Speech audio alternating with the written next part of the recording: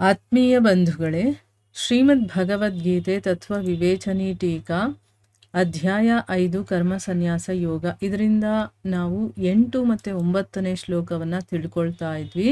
ಹೋದ ಭಾಗದಲ್ಲಿ ನಾವು ಆ 2 ಶ್ಲೋಕಗಳ ಅನುವಾದ ಏನು ಅಂದ್ರೆ ಏನು, ತತ್ವವನ್ನ ಯಾರು ತಿಳ್ಕೊಂಡಿರ್ತಾನೋ ಅಂತ ಸಾಂಖ್ಯಯೋಗಿ ನೋಡ್ಬೇಕಾದ್ರೆ, ಕೇಳಬೇಕಾದ್ರೆ, ಮುಟ್ಬೇಕಾದ್ರೆ, ತ್ಯಾಗ ಮಾಡಬೇಕಾದ್ರೆ, ಮಾತಾಡಬೇಕಾದ್ರೆ, ಉಸಿರಾಡಬೇಕಾದ್ರೆ, ಕಣ್ಣನ್ನು ತೆಗೆಯುವಾಗ, ಮುಚ್ಚುವಾಗ, ಈ ರೀತಿ ತನ್ನ ಇಂದ್ರಿಯಗಳು ಏನೇನೆಲ್ಲ ಕೆಲಸಗಳು ಮಾಡುತ್ತೋ ಅವೆಲ್ಲ ತಂತಾನಾಗಿ ಅದು ಕೆಲಸಗಳನ್ನು ಮಾಡುತ್ತೆ ಅಂತ ತಿಳ್ಕೊಂಡು ನಾನು ಏನೂ ಮಾಡ್ತಾ ಇಲ್ಲ ಅನ್ನೋದು ಅವನಿಗೆ ಗೊತ್ತಿರುತ್ತೆ.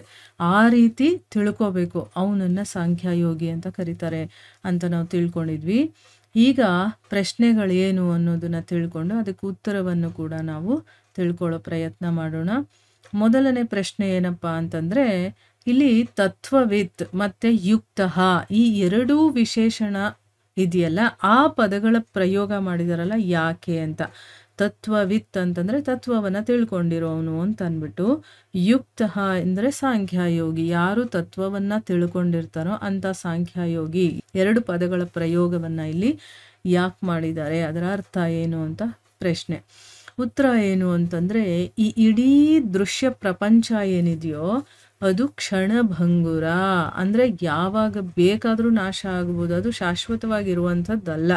ಮತ್ತು ಅನಿತ್ಯವಾಗಿರುವಂತಹ ಕಾರಣ ಅದು ಅನಿತ್ಯವಾಗಿರುವಂಥದ್ದು, ಅಂದರೆ ಶಾಶ್ವತವಾಗಿ ಕೂಡ ಇರೋದಿಲ್ಲ, ಮತ್ತು ಕ್ಷಣಭಂಗುರ ಅದು. ಅದರಿಂದನೇ ಅದು ಮರೀಚಿಕೆಯ ನೀರು. ಈಗ ಮರಳುಗಾಡಲ್ಲಿ ನೀರು ಇರೋ ಹಾಗೆ ನಮಗೆ ದೂರದಿಂದ ಕಾಣಿಸುತ್ತೆ, ಆದರೆ ಹತ್ರ ಹೋಗಿ ನೋಡಿದಾಗ ಅಲ್ಲಿ ನೀರೇ ಇರೋದಿಲ್ಲ. ಅದನ್ನು ಮರೀಚಿಕೆ ಅಂತ ಹೇಳ್ತಾರೆ. ಆ ಮರೀಚಿಕೆಯ ನೀರು ಅಂದರೆ ಏನು, ಅಲ್ಲಿ ಇಲ್ಲ ಆದರೆ ಇರೋ ರೀತಿ ಕಾಣಿಸುವಂಥದ್ದು.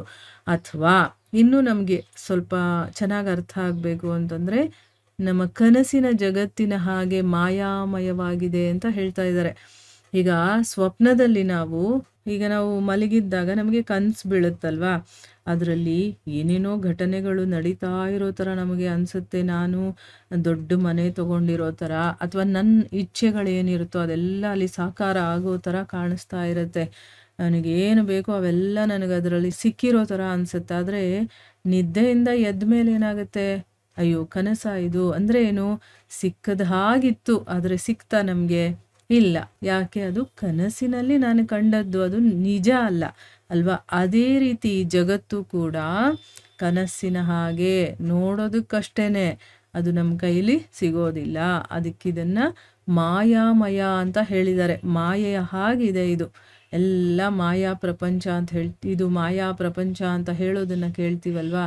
ಯಾಕೆ ಅಂತಂದರೆ, ಯಾವುದನ್ನು ನಾವು ಇದು ಸಿಕ್ಬಿಡುತ್ತೆ, ಇದು ನಂದು ಅಂತ ಅಂದ್ಕೊಂಡು ನಾವು ಕನಸಲ್ಲಿ ನೋಡ್ತಿರ್ತೀವೋ, ಎದ್ದ ಮೇಲೆ ಅದು ಹೇಗೆ ಏನೂ ಇಲ್ಲ ಅಂತ ಗೊತ್ತಾಗುತ್ತೋ, ಅದೇ ರೀತಿ ಜಗತ್ತಲ್ಲಿ ಇದನ್ನು ಪಡಿಬೇಕು, ಅದನ್ನು ಪಡಿಬೇಕು, ಯಾವುದು ಶಾಶ್ವತ ಅಲ್ಲ ಅಂತ ಗೊತ್ತಿದ್ರೂ ಕೂಡ ನಾವು ಅದನ್ನು ಅಷ್ಟು ಆಸೆಯಿಂದ ಎಲ್ಲವನ್ನ ಅಪೇಕ್ಷೆ ಪಡ್ತೀವಿ, ಇಚ್ಛೆ ಪಡ್ತೀವಿ. ಆದರೆ ಕೊನೆಗೇನು, ಎಲ್ಲ ನಮ್ಮಿಂದ ಹೊರಟೋಗುತ್ತೆ. ನಾವು ಎಲ್ಲವನ್ನ ಬಿಟ್ಟೇ ಹೋಗ್ಬೇಕಲ್ವ, ನಾವು ಏನು ತೊಗೊಂಡೋಗೋದಕ್ಕಾಗೋದಿಲ್ಲ. ಅದಕ್ಕೆ ಈ ಜಗತ್ತನ್ನು ಮಾಯಾಮಯ ಅಂತ ಹೇಳಿದ್ದಾರೆ. ಕೇವಲ ಯಾವುದು ಶಾಶ್ವತವಾಗಿರುತ್ತೆ, ಯಾವುದು ಸತ್ಯವಾಗಿರುತ್ತೆ ಅಂತಂದರೆ ಈ ಭಗವಂತ ಒಬ್ಬನೇ ಸತ್ಯ. ಅಂದ್ರೇನು, ಸಚ್ಚಿದಾನಂದ ಘನ ಬ್ರಹ್ಮನೊಬ್ಬನೇ ಸತ್ಯ ಅಂತ ಹೇಳಿದ್ದಾರೆ. ಅದರಲ್ಲೇ ಇದೆಲ್ಲ ಪ್ರಪಂಚವೂ ಕೂಡ ಮಾಯೆಯಿಂದ ಆಧ್ಯಾರೋಪಿತವಾಗಿದೆ. ಎಲ್ಲವೂ ಅವನಲ್ಲೇ ಇರುವಂಥದ್ದು, ಅವನಿಂದನೇ ಸೃಷ್ಟಿಯಾಗತ್ತೆ, ಅವನು ಒಳಗಡೆನೆ ಹೋಗ್ಬಿಡುತ್ತಲ್ವ. ಅದಕ್ಕೋಸ್ಕರನೇ ಇದೆಲ್ಲವೂ ಕೂಡ ಅವನ ಮಾಯೆಯಿಂದ ಆಗಿರುವಂಥದ್ದು. ಈ ರೀತಿ ನಿತ್ಯ ಮತ್ತು ಅನಿತ್ಯ ವಸ್ತುವಿನ ತತ್ವವನ್ನು ತಿಳ್ಕೊಂಡು ಆಮೇಲೆ ನಿರ್ಗುಣ ನಿರಾಕಾರ ಸಚ್ಚಿದಾನಂದಗನ ಪರಬ್ರಹ್ಮ ಪರಮಾತ್ಮನಲ್ಲಿ ಅಭಿನ್ನ ಭಾವದಿಂದ, ಅಂದರೆ ನಾನು ಅವನು ಬೇರೆ ಅನ್ನುವಂಥ ಭಾವನೆ ಅವನಲ್ಲಿರೋದಿಲ್ಲ. ಅವನು ಅಭಿನ್ನ, ನಾನು ಭಗವಂತ ಒಂದೇ ಅಂತ ತಿಳ್ಕೊಳ್ತಾನಲ್ಲ, ಆ ರೀತಿಯಿಂದ ಸ್ಥಿತನಾಗಿರ್ತಾನಲ್ಲ, ಅಂಥವನೇ ತತ್ವವಿತ್ ಮತ್ತು ಯುಕ್ತನೂ ಕೂಡ ಆಗಿದ್ದಾನೆ. ಅಂದರೆ ತತ್ವವನ್ನು ತಿಳ್ಕೊಂಡಿರುವಂಥ ಸಾಂಖ್ಯಯೋಗಿ ಆಗಿದ್ದಾನೆ ಅನ್ನೋದು ಅರ್ಥ. ಸಾಂಖ್ಯಯೋಗದ ಸಾಧಕ ಹೀಗೆ ಇರಬೇಕು. ಇದನ್ನು ತಿಳಿಸೋದಕ್ಕೋಸ್ಕರ ಈ 2 ವಿಶೇಷಣಗಳನ್ನು ಇಲ್ಲಿ ಕೊಟ್ಟಿದ್ದಾರೆ. ಈಗ ನಮ್ಗೆ ಅರ್ಥ ಆಯ್ತಲ್ವಾ ಸಾಂಖ್ಯ ಯೋಗಿ ತತ್ವವಿತ್ ಅನ್ನೋದನ್ನ ಇಲ್ಲಿ ಯಾಕೆ ಹೇಳಿದ್ದಾರೆ ಅಂತಂದ್ಬಿಟ್ಟು, ಇವನಲ್ಲಿ ಅಭಿನ್ನ ಭಾವ ಇರುತ್ತೆ. ನಾನು ಭಗವಂತ ಬೇರೆ ಅಲ್ಲ, ನಾವೆಲ್ಲ ಒಂದೇ ಅನ್ನುವಂಥ ಭಾವನೆಯನ್ನು ಇಟ್ಕೊಂಡಿರ್ತಾನೆ. ಎಲ್ಲ ನಿತ್ಯವಾಗಿರುವಂಥ ವಸ್ತುಗಳು, ಅನಿತ್ಯವಾಗಿರುವಂಥ ವಸ್ತುಗಳು, ಅದರ ತತ್ವವನ್ನು ಚೆನ್ನಾಗಿ ಅವನು ತಿಳ್ಕೊಂಡಿರ್ತಾನೆ. ಅಂಥವನನ್ನು ಈ ರೀತಿ ಕರೀತಾರೆ. ಅದನ್ನು ಹೇಳೋದಕ್ಕೋಸ್ಕರ ಇಲ್ಲಿ ವಿಶೇಷಣಗಳನ್ನು ಪ್ರಯೋಗ ಮಾಡಿದ್ದಾರೆ ಅನ್ನೋದು ನಮಗಿಲ್ಲಿ ಗೊತ್ತಾಗತ್ತೆ. ಸೊ ಇಲ್ಲಿಗೆ ನಾವು ನಿಲ್ಲಿಸೋಣ. ಮುಂದಿನ ಪ್ರಶ್ನೆಯನ್ನು ಮುಂದಿನ ಭಾಗದಲ್ಲಿ ತಿಳ್ಕೊಳ್ಳೋಣ. ಹರೇ ಕೃಷ್ಣ.